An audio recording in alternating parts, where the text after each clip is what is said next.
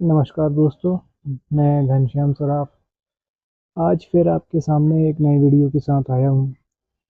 तो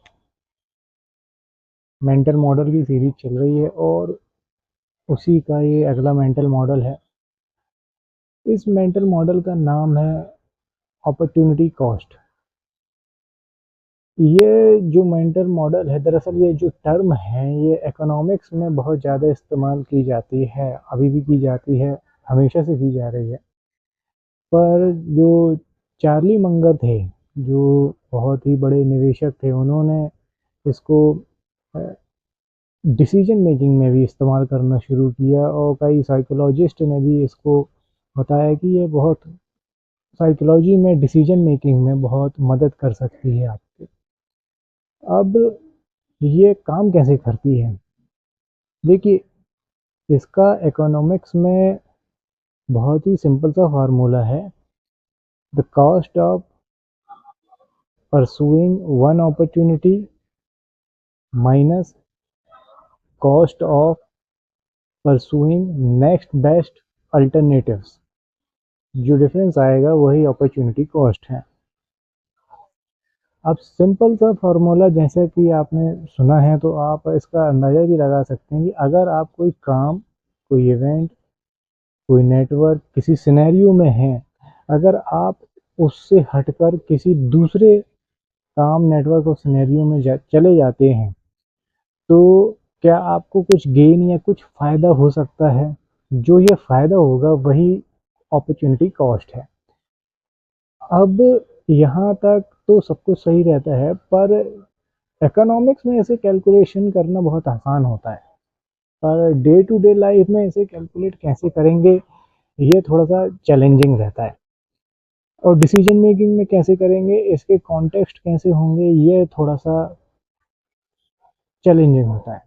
अब देखिए, ये मुश्किल नहीं है, बशर्ते आपको इसे इम्प्लीमेंट करना आना चाहिए। उस तरीके का माइंडसेट आपके दिमाग में होना चाहिए कि कैसे, कहाँ पर इसे इम्प्लीमेंट कर सकते हैं।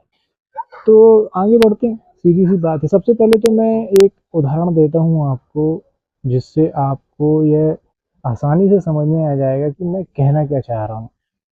तो देखिए, जैसे कि हम मूवी देखने जाते हैं। अब आपने मूवी देखी, टिकट ली, महंगी टिकट होती है आजकल तो, और आप थिएटर के अंदर गए जब, तब आपको मूवी उतनी पसंद नहीं आई, कॉन्टेक्स्ट उतना पसंद नहीं आया, स्क्रिप्ट उतनी पसंद नहीं आ रही है। शुरुआत के 15-20 मिनट में ही आपको लगने लगा कि यार इस मूवी में ज़्यादा कुछ होने वाला नहीं है, वही घिसी पीटी कहानी है। पर आप थिएटर के अंदर बैठे रहते हैं, आप ये सोचते कि नहीं, मेरे पैसे तो लग गए, मैंने तो वहाँ पे टिकट ले ली है, ठीक है, तो मैं तो अब पूरी मूवी देखूंगा, नहीं होगा ज़्यादा से ज़्यादा तो एसी की ठंडी हवा खा लेंगे, तो या सो जाएंगे। तो खैर, ये भी एक तरीका है पैसे वसूलने का। पर अगर अल्टरनेटिव्स को देखें, मान लीजिए मूवी 1.5 घंटे 2 घंटे की है, आप 20 मिनट हो चुके हैं, तो अभी भी आपके पास 1 घंटे 40 मिनट बाकी बचे हुए हैं। तो अगर आप उन 1 घंटे 40 मिनट को सही जगह पर स्पेंड कर लें, ताकि जो आपका मेन मोटिव था मूवी जाने का, मेन मोटिव क्या था? मूवी जाने का मेन मोटिव ये था कि आपका मूड जो है वो थोड़ा सा चेंज हो जाए, ब्राइट हो जाए, अपलिफ्ट हो जाए। तो ये आपका मेन उद्देश्य था। पर आपने एक अपॉर्चुनिटी, जो एक मौका था आपके सामने मूवी जाने का, आपने उसको कैश इन किया, पर वहाँ पर आपकी बात नहीं बनी। तो आप वहाँ पर बैठे रह सकते हैं, यह काम आप कर सकते हैं। पर नेक्स्ट बेस्ट अल्टरनेटिव्स क्या है? नेक्स्ट बेस्ट अल्टरनेटिव्स ये हैं कि आप उस जगह से वापस आकर किसी फ्रेंड के पास जा सकते हैं, किसी रिलेटिव्स के पास जा सकते हैं, किसी पार्क में घूमने जा सकते हैं और अपना मूड अपलिफ्ट कर सकते हैं।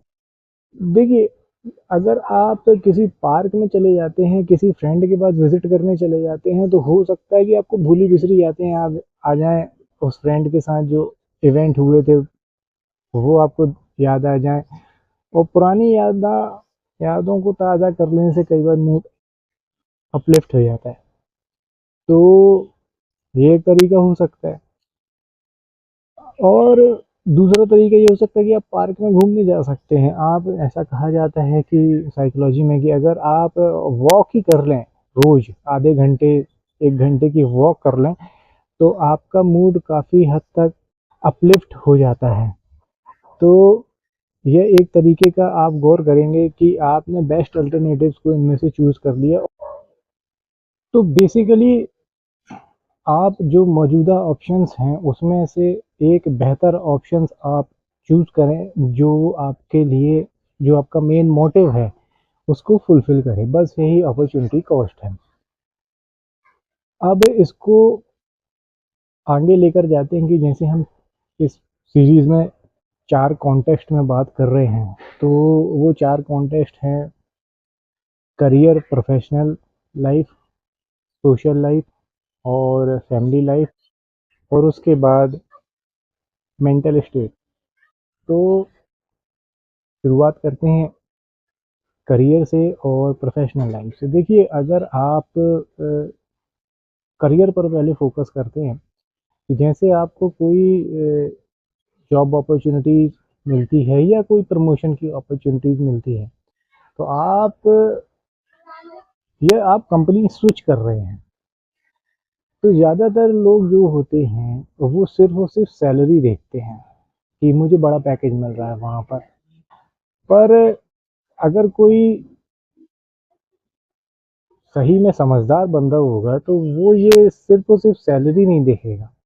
वो देखेगा कि वो किस कंपनी में जा रहा है, वहाँ पर उसको अपना स्किल स्केल करने की कितने मौके मिलेंगे। अब ज़्यादातर इंडिया में क्या होता है कि लोग सिर्फ़ और सिर्फ़ 2 चीज़ें देखते हैं, एक तो सैलरी, दूसरा उसके बाद वो ये देखते हैं कि क्या उन्हें देश से बाहर जाने का मौका मिल रहा है। तो उनके डिसीजन मेकिंग में ये 2 फैक्टर बहुत ज़्यादा वेटेज रखते हैं। पर ये भी हो सकता है कि आपको जहाँ बाहर भेजा जा रहा है या ज़्यादा सैलरी दी जा रही है, उसके साथ ज़्यादा ऑब्लिगेशंस भी मिल रहे हैं, कि अगर आपको ज़्यादा सैलरी मिल रही है तो आपको वहाँ पर ज़्यादा डिसीजन लेने पड़ेंगे, ज़्यादा काम करना पड़ेगा, ज़्यादा रिस्पॉन्सिबिलिटीज़ लेनी पड़ेंगी अपने डिसीजन के रिजल्ट के लिए। तो जो आपका पास्ट अचीवमेंट है उन पे दाग भी लग सकता है अगर कुछ ऊपर नीचे हो गया तो। अब अगर आप देश के बाहर चले जाते हैं, तो देखिए, अगर आपकी फैमिली नहीं है तो ठीक है, लेकिन अगर आपकी फैमिली है तो उनके लिए भी आपको सोचना पड़ेगा, बच्चे कहाँ जाएंगे, कैसे करेंगे, किस स्कूल में उन्हें एडमिशन मिलेगा, वहाँ पर आपकी लोकल कम्युनिटी, वहाँ पर कैसे आप एडजस्ट होंगे, ये सारी बातें हो जाती हैं। तो अगर आप गौर करेंगे तो किसी भी तरह का प्रमोशन लेने के लिए, किसी भी तरह का, ख़ास तौर से किसी भी तरह की जॉब को स्विच करने के लिए, जो सबसे बड़ा फैक्टर होता है वो होती है सैलरी। और सैलरी किसी को भी कम कब पड़ने लगती है, अगर कोई आईटी कंपनी का बंदा है या कोई भी है, उसको सैलरी कम कब पड़ने लगती है, जब उसकी खर्चे बढ़ जाते हैं, उसका लाइफ स्टाइल बढ़ जाता है, बदल जाता है।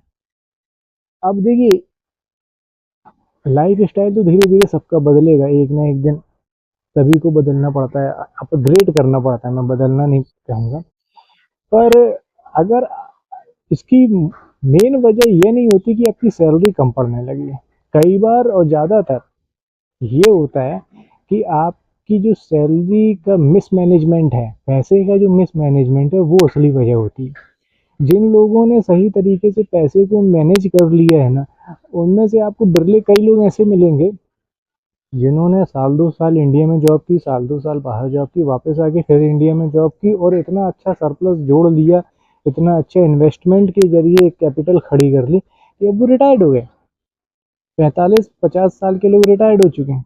उनका जो इन्वेस्टमेंट है वो उसी को फ्लिप कर ही अपनी कॉस्ट ऑफ लिविंग निकाल लेते हैं। अब उनके लिए ये सब बातें मायने नहीं रखती कि कौन सी कंपनी क्या सैलरी दे रही, क्या नहीं दे रही, कहाँ भेज रही, कहाँ नहीं भेज रही। अब आ जाते हैं प्रोफेशनल लाइफ में, जैसे कि कोई बिजनेस लाइफ है, खासतौर से मैं ये कि एक मैं उदाहरण देना चाहूँगा।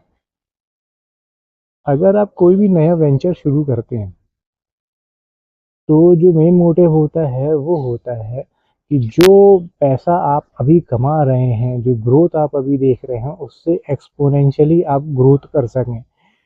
पर अगर आप गौर करेंगे, मैं रिसेंटली एक मैंने एग्जांपल देखा, उसकी अपॉर्चुनिटी कॉस्ट मैंने कैलकुलेट की, तो उन्होंने एक नया ब्रांच अपने जो उनका बिजनेस है उसकी डालने की शुरुआत की है, काफ़ी हद तक आगे बढ़ गए हैं वो। लेकिन जब पूरी अपॉर्चुनिटी कॉस्ट में कैलकुलेट कर रहा हूँ, तो जितना पैसा लग रहा है, जितना मैन पावर लग रहा है, जितना एफर्ट लग रहा है, उस हिसाब से रिटर्न नहीं आने वाला।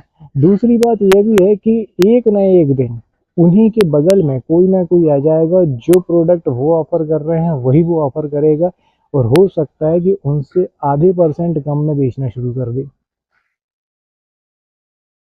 अब देखिए, कंपटीशन बहुत अच्छी चीज़ होती है किसी भी चीज़ में आगे बढ़ने के लिए, खुद को एक्सेल करने के लिए। पर अगर आप यहाँ पर ये भी सोचें कि कंपटीशन से अगर आपको ग्रोथ नहीं मिल रही है, अगर आप कहीं compete कर रहे हैं और आप अपने अपोनेंट को हरा भी देते हैं, और आपकी ग्रोथ नहीं बनती है उस बारे में, आपको गेन जो है, जो फ़ायदा है, जो मुनाफा है वो कम हो रहा है, तो आपको इसकी अपॉर्चुनिटी कॉस्ट समझ लेनी चाहिए। तो बिजनेस वर्ल्ड में ये बहुत ज़्यादा देखा जाता है कि अगर मार्जिन कम करके किसी भी सेक्टर या बिजनेस में, इंडस्ट्री में आपको compete करना पड़ रहा है, तो जो अच्छे एनालिस्ट होते हैं वो ये कहते हैं कि एक हद तक मार्जिन कम किए जाने चाहिए, उसके बाद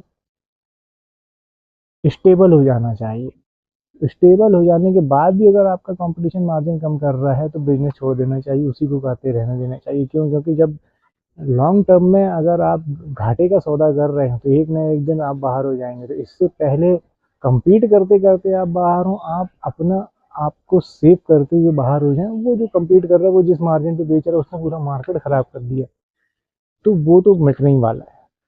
तो ये सारी चीज़ें हो जाती हैं। तो अपॉर्चुनिटी कॉस्ट बिजनेस में आप ऐसे कैलकुलेट कर सकते हैं। अब आ जाते हैं सोशल लाइफ में। देखिए, सोशल लाइफ में अपॉर्चुनिटी कॉस्ट कैलकुलेट करने का जो तरीका है वो ना हर किसी को पसंद नहीं आएगा। दरअसल पसंद नहीं आने की बात ये है कि ज़्यादातर लोग उसके बारे में सोचेंगे नहीं।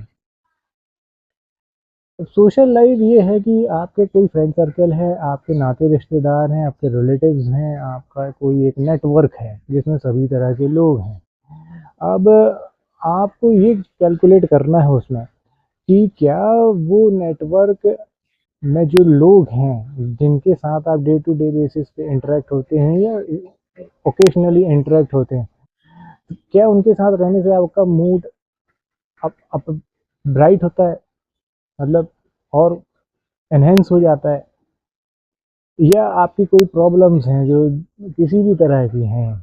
कई बार ऐसी प्रॉब्लम्स होती हैं जो नेटवर्किंग की वजह से सॉल्व हो जाती हैं, तो क्या वो सॉल्व हो जाती हैं? तो नेटवर्क बनाने का उद्देश्य ये है। लो, आप ये कहेंगे कि आप देखिए, आप मतलब के लिए लोगों से जुड़ रहे हैं, तो कौन नहीं जुड़ रहा? ये दुनिया प्रेम से नहीं चल रही है, दुनिया स्वार्थ से चल रही है, ये एक फैक्ट है। आप माने या ना माने, यही सच्चाई है। तो आपको ये चेक करते रहना चाहिए कि जिन लोगों के साथ आप जुड़ते हैं, क्या वो आपकी लाइफ को एनहेंस करते हैं। एनहेंस करने का मतलब ये नहीं कि आपको किसी ना किसी तरह का फायदा ही हो सोशल सर्कल में, बस आपका मूड एनहेंस हो जाए, आपकी यादें ताज़ा हो जाएं। उनसे मिलने के बाद आपको एंग्जाइटी जो आपके लाइफ में चल रही है, वो थोड़ी कुछ हद तक कम हो जाए। ये अपॉर्चुनिटी कॉस्ट है। और अगर ऐसा नहीं हो रहा है, तो आपको हमेशा सर्च करते रहना चाहिए कि कौन से ऐसे लोग हैं, कहाँ ऐसा नेटवर्क है, यहाँ पे जुड़कर आप लाइफ के दूसरे पर्सपेक्टिव को भी सीख सकते हैं। तो ये सोशल कॉन्टेक्स्ट में हम देखेंगे। और इसके बाद आ जाता है फैमिली लाइफ। अब देखिए, फैमिली लाइफ में अपॉर्चुनिटी कॉस्ट जो है वो कई तरीकों से देखी जा सकती है। दरअसल अब आप कहेंगे कि आपकी लाइफ फैमिली लाइफ से कैसे बेहतर बनेगी, मतलब आपकी फैमिली की वजह से आपकी लाइफ कैसे बेहतर बनेगी, ऐसा नहीं है। जब फैमिली लाइफ की बात कर रहे हैं, तो ओवरऑल जो फैमिली वर्ड लिया गया उसमें आप इंक्लूडेड हैं। तो आपके डिसीजन की वजह से आपके जो फैमिली मेम्बर्स हैं उनकी लाइफ भी अच्छी होनी चाहिए, उनकी लाइफ अच्छी होगी, वो खुश रहेंगे, ऑब्वियसली आप भी खुश हो जाएंगे। तो डिसीजन मेकर कौन है यहाँ पर? आप हैं। तो अब मान लीजिए, इसको उदाहरण के लिए समझते हैं कि मान लीजिए आपने किसी बड़े इलाके में महंगा घर ले लिया, ठीक है, सारी चीज़ें सुविधाएं उसमें आपने रख दी, लेकिन वहाँ का आस पड़ोस जो है वो सही नहीं है। वहाँ पर जो बेसिक सुविधाएं हैं घूमने फिरने की, कोई पार्क नहीं है वहाँ पर, आस पड़ोस के लोग सही नहीं है, वो आपसे ज़्यादा सोशल एलिट्स हैं, वो आपसे मतलब नहीं रखते हैं, या वो आपसे ज़्यादा सोशली बैकवर्ड हैं, वो आपको खुद से ज़्यादा बड़ा समझते हैं, तो भी वो आपसे मिलने जुलने में झेपेंगे और आप उनसे मिलने जुलने में कतराएंगे। तो देखिए, यहाँ पर आप गए किस लिए थे? कि आपकी फैमिली किसी अच्छी जगह पे अच्छे एनवायरनमेंट में ग्रो हो, पर ऐसा हो नहीं रहा है, सब कुछ गड़बड़ हो रहा है। तो ये सारी चीज़ें आप देख सकते हैं कि आपके डिसीजन की वजह से जो रिजल्ट मिल रहे हैं, क्या वो सही में मायने रखते हैं या नहीं रखते हैं। तो अब यहाँ पर अपॉर्चुनिटी कॉस्ट कैसे आप कैलकुलेट करेंगे कि देखिए, आपका जो मेन मोटिव था कि अच्छे एनवायरनमेंट में, अच्छा सोशल एनवायरनमेंट मिले, अच्छा अच्छी जगह मिले आपकी पूरी फैमिली को, ठीक है। अब आप वहाँ पर कार भी खरीद लेते हैं, सब कुछ खरीद लेते हैं, आप कहीं घूमने फिरने जाते हैं तो आसपास कोई इलाका ही नहीं है, कोई जगह ही नहीं है, तो कहाँ जाएंगे आप? तो यहाँ पर महंगे मकान की जो कॉस्ट है वो आपको और ज़्यादा महंगी पड़ रही है। पर अगर हो सकता है कि आप किसी दूसरी जगह पर अच्छे एनवायरनमेंट छोटा मकान ले लें, लेकिन आसपास का माहौल अच्छा हो, जहाँ पे आपकी फैमिली घुल मिल जाए, सोसाइटी अच्छी हो, मोहल्ला पड़ोस अच्छा हो, तो आपको ज़्यादा मज़ा आएगा। आप कहेंगे नहीं, मुझे बड़ी जगह नहीं जाना, मुझे यहाँ ज़्यादा मज़ा आता है, यहाँ पे लोग मिलते जुलते हैं। तो जो सोशल कॉन्टेक्स्ट था और जो फैमिली का कॉन्टेक्स्ट था वो भी यहाँ पर मैच हो जाएगा। आप फैमिली के कॉन्टेक्स्ट में आप इसे कई तरीके से कैलकुलेट कर सकते हैं। मान लीजिए बड़ा टीवी आप ले आए, अब आपका उद्देश्य यहाँ पर ये है कि बच्चों के साथ टीवी देखना है, ठीक है। बड़ा टीवी में आप, अब आपके बच्चे आपके इंटरनेट पर लगे हुए हैं, वो आपको टाइम ही नहीं दे रहे, तो बड़ा टीवी या छोटा टीवी या टीवी ना होने का कोई मतलब ही नहीं है।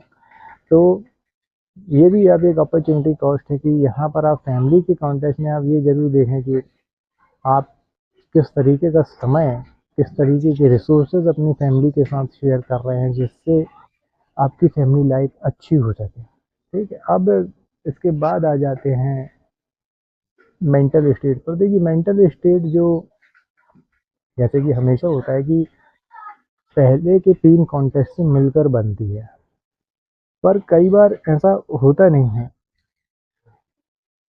कई बार हमारे दिमाग में जो एंजाइटी रहती है, जो टेंशन होता है, वो ज़रूरी नहीं है कि इन सारी ऊपर के 3 जो मैंने आपको बताए हैं पहले अभी-अभी, उन संदर्भों की वजह से ही आए।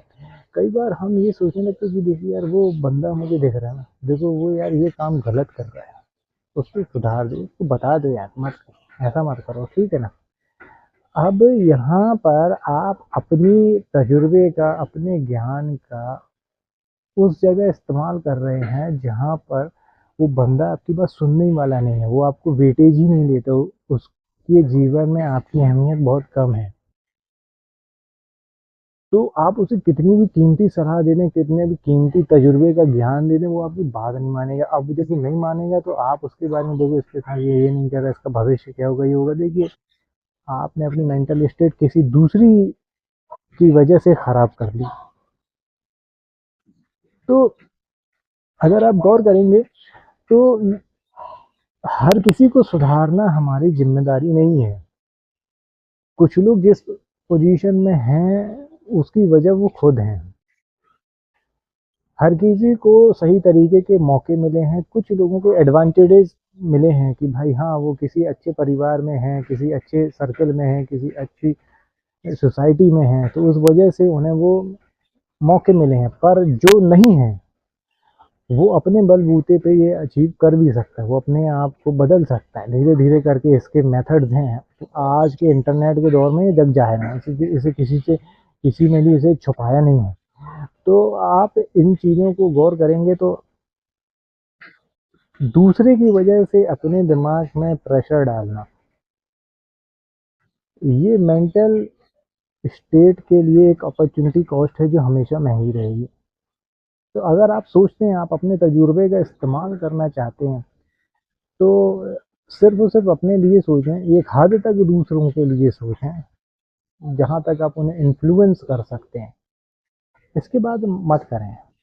क्योंकि देखिए हम सब जो हैं, जैसे इंडिया के एक बिजनेसमैन है ना, वो कहते हैं कि हम सब जो हैं वो किसी बड़े महल में नहीं रहते हैं, किसी बड़े बंगले में नहीं रहते, हम अपने दिमाग में रहते हैं। तो हम अपने दिमाग को जितना बड़ा रखेंगे, जितना शांत रखेंगे, उसमें जितना क्लटर नहीं रहेगा, कचड़ा कूड़ा कबाड़ा नहीं रहेगा, हमें हमारा जीवन उतना अच्छा रहेगा। तो अपॉर्चुनिटी कॉस्ट खास तौर पर मेंटल स्टेट में पीस कैसे लाई जाए, इसके लिए बहुत अच्छे तरीके से इस्तेमाल हो सकती है। मुझे ये कॉन्सेप्ट बहुत अच्छा लगा था, इसलिए मैं आप लोगों के साथ शेयर कर रहा हूँ। मैंने इसे प्रैक्टिस करना भी शुरू किया है और हाँ, सही में अब काफ़ी ज़्यादा आसानी होती है स्टुपिडिटी को बर्दाश्त करने में। तो अगर आप भी करेंगे ये, तो आपको भी फ़ायदा होगा। वीडियो थोड़ा-सा लंबा था आज, छोटा हो नहीं सकता था क्योंकि क्वालिटी कंटेंट देना था आपको। यहाँ तक देखने के लिए आपका बहुत-बहुत धन्यवाद। अगले वीडियो में फिर से मिलेंगे, तब तक के लिए जय हिंद। अपना ख्याल रखिएगा।